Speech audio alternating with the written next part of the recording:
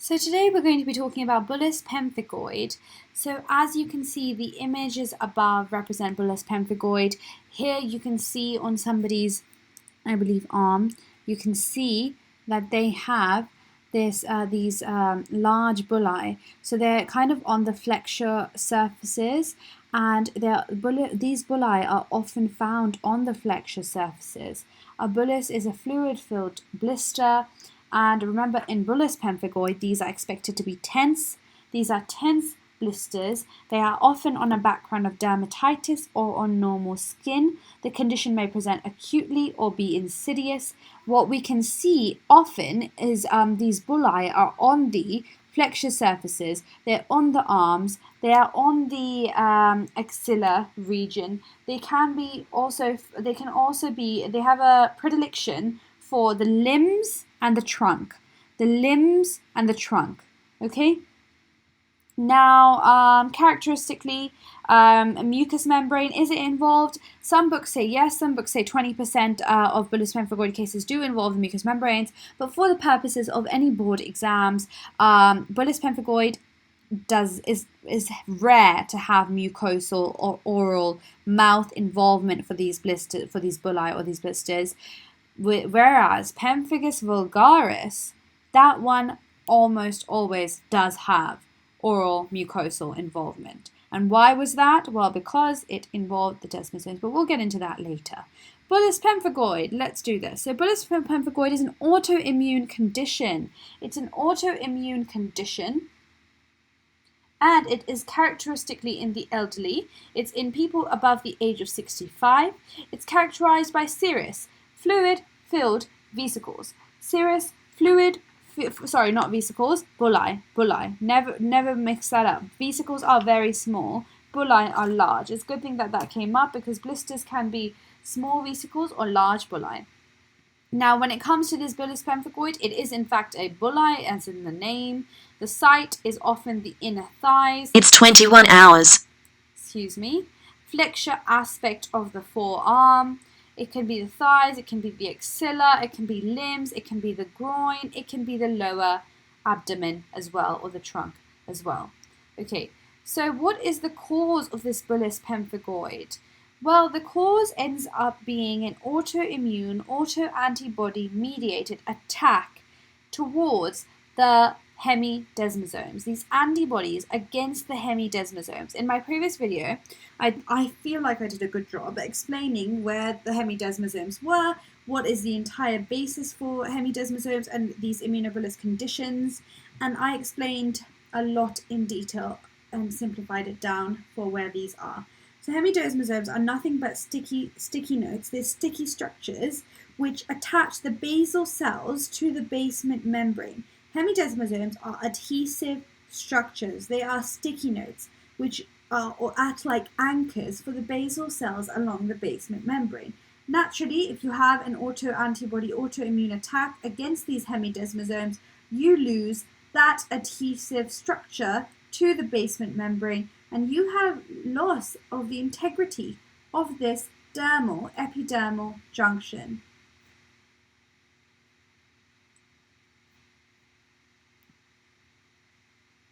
Autoantibodies cause the inflammatory cascade, and the cytokines released activate the complement cascade.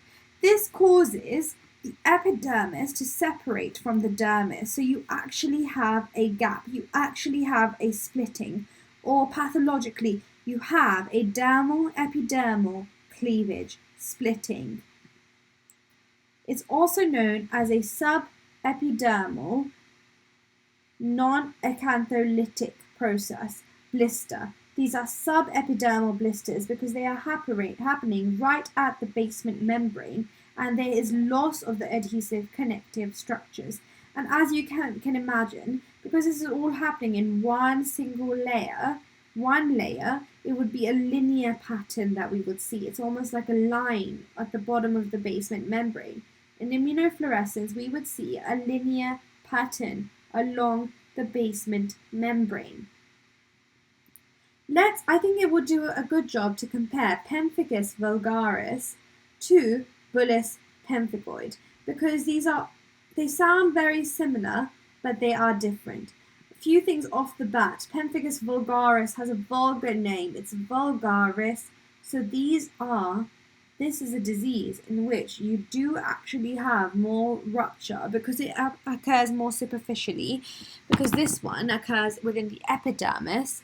The attack on the adhesive molecules or the desmosomes occurs superficially. These blisters are more likely to rupture. It's vulgar. The other reason it's vulgar is because there is a positive sign which we'll come to later.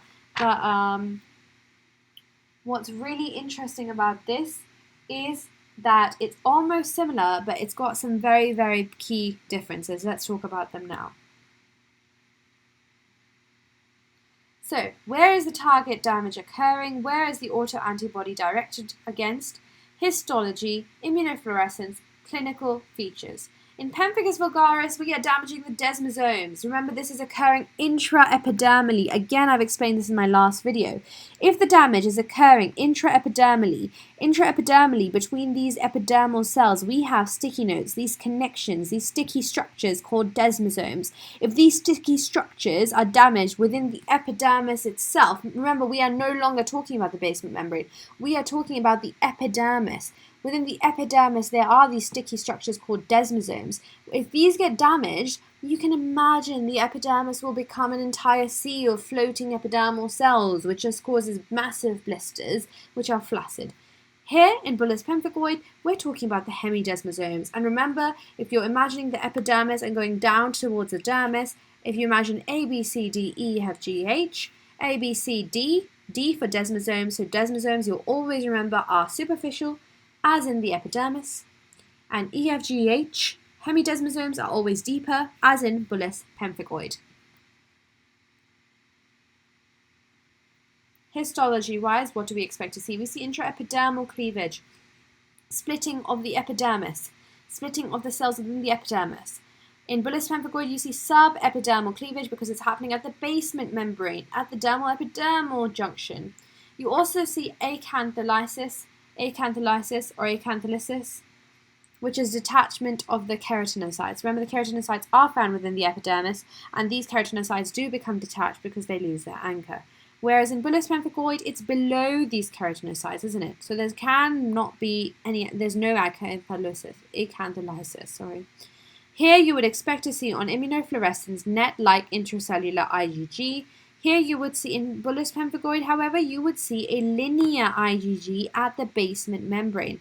Why would it be linear? Because the basement membrane is one place, the epidermis is huge, and you have like this whole area that would be affected.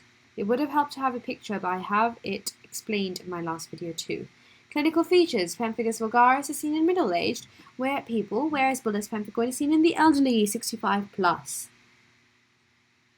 The blisters are expected to be flaccid in Pemphigus vulgaris, and they're expected to be tense in Bullish Pemphigoid.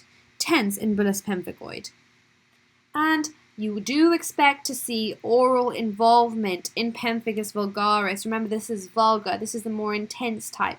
This has oral involvement, mucosal involvement. And why is that? Why do we see mucosal involvement more so with Pemphigus vulgaris than we do with BP? And that's because Pemphigus vulgaris, damages the desmosomes. And if it damages desmosomes are also found within the oral mucosa.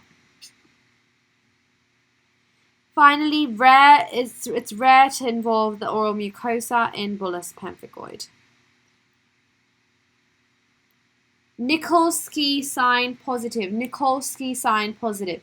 Nikolsky sign positive means when you rub the blister, or when you rub the skin, Nikolsky sign positive is a sign which we can expect to see in a few different conditions, but you definitely see it in Pemphigus vulgaris. Remember, the more vulgar option, and you do not see it in BP. And what is it? It's when you rub the skin, and this scratching or rubbing makes, like, literally splits the skin, and it splits the skin and removes the surface of the skin. So again, what is the positive Nikolsky sign? It's when you rub the skin, and that rubbing of the skin causes detachment causes detachment of the superficial layer of the skin. It literally rips off or peels off.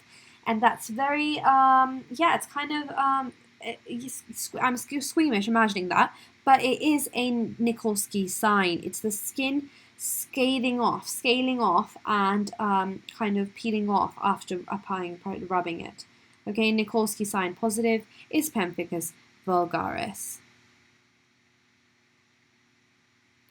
So remember, we had a look at the Bullish Pemphigoid kind of blisters. We saw that they were fluid-filled. We saw that they appeared on the trunk and on the limbs. They are serous fluid-filled blisters. They appear here and here. Here we have the comparison between Pemphigus PV and BP. Pemphigus vulgaris damaged the desmosomes. The autoantibodies targeted the desmosomes, which were located in the epidermis. So they were located within the intraepidermal layer. Okay. That meant that they were more superficial. That meant that there was not a suitable roof above them. Remember, the epidermis is already the superficial layer. If the damage is happening to desmosomes, which means cells so superficially, such as the epidermal cells, there's no stable roof above that. And if there's no stable intact roof above that, these are more likely to rupture just because they're more superficial. Then we have the hemidesmosomes. These are located much deeper within the basement membrane at the dermal-epidermal junction, so that would be called subepidermal cleavage we would expect to see, whereas in Pemphigus vulgaris, we would expect to see intraepidermal cleavage within the epidermis itself. Okay, then we have a net-like intracellular IgG on immunofluorescence with PV, and with BP we would see a linear immunoglobulin at the basement membrane. Pemphigus vulgaris occurs in middle-aged people, and Bullous pemphigoid occurs in the elderly. Pemphigus vulgaris causes flaccid bulla, whereas Bullous pemphigoid causes tense bullae. Again, for the reasons I've explained. Finally, oral involvement is expected in the more vulgar of these two diseases. Sorry, Pemphigus. So oral involvement is likely seen here, whereas in Bullous pemphigoid, oral involvement is very, very rare. Nikolsky sign is also positive in Pemphigus vulgaris. Hope this was useful. Please have a look at the other video because it explains the concepts underlying this very, very well in detail. And please like this video, subscribe, and hope to see you soon. I'm going to be making a lot more dermatology videos.